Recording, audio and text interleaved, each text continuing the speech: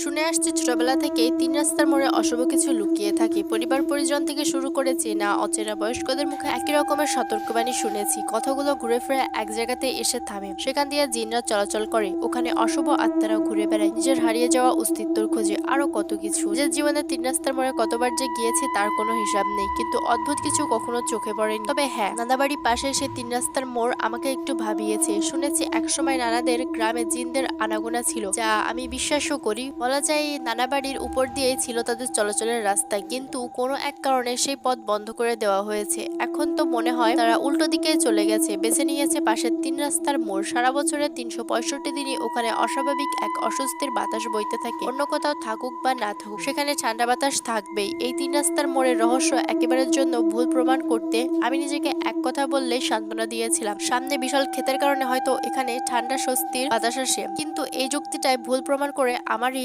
এক অতি পরিচিত ব্যক্তি। তার মতে আমার জন্মের আগে থেকে এই রাস্তা রহস্যময়। সে নিজ চোখে দেখেছে সাদা থকথকে পোশাক পরা এক বৃদ্ধকে, যিনি অজু সেরে হেঁটে যাচ্ছিলেন এই পথ ধরে তৎকালীন বটগাছের ভিতর। আর শুধু সেই নন, অনেকেই বলে বহু বছর আগে এই রাস্তার পাশের গাছগুলো মাথায় কারো অস্পষ্ট অবয়বে ঝুলতে দেখা যেত। বলে রাখা ভালো, সেই গাছগুলো বেশিরভাগই ছিল 3 থেকে 4 বিল্ডিং এর সমান উঁচু। যাই হোক, এক নিরিবিলি সন্ধ্যায় আমিও টের পেয়েছিলাম আমার পিছনে কেউ আছে। এই রাস্তার মোড়ের কথা বাদ দিয়ে যদি অন্য এক রাস্তায় মোড়ে আসি, তবে সেখানে সবকিছু পাল্টে যায়। একবার একজন থেকে শুনেছিলাম 2000 সালের দিকে সে মানে নতুন জামাই তার শ্বশুরবাড়ি যাচ্ছিল হেঁটে হেঁটে। শ্বশুরবাড়ির দূরত্ব তার বাড়ি থেকে ছিল 1 ঘন্টা হাঁটার পথ। শ্বশুরবাড়ি আদরের জামাই যাবে, তাও আবার পদ্মার ইলিশ এবং সেই সময়ের বিখ্যাত মজুমদারের মিষ্টি ছাড়া তা তো হয় না। তার হাতে ছিল ইলিশ রশি দিয়ে বাঁধা, আর কয়েকটা হাতে ছিল মিষ্টি, আর মনে ছিল জামাই আদরের ভোগ এবং বউয়ের হাতের যত্নের লোভ। জামাই মশাই আবার শর্টকাটের নেশা ছিল প্রচন্ড। তাই তিনি ঢুকে গেলেন এক ঝোপঝাড়ের মধ্যে থাকা রাস্তায়। হেঁটে হেঁটে জামাই রাস্তা পার হচ্ছিল,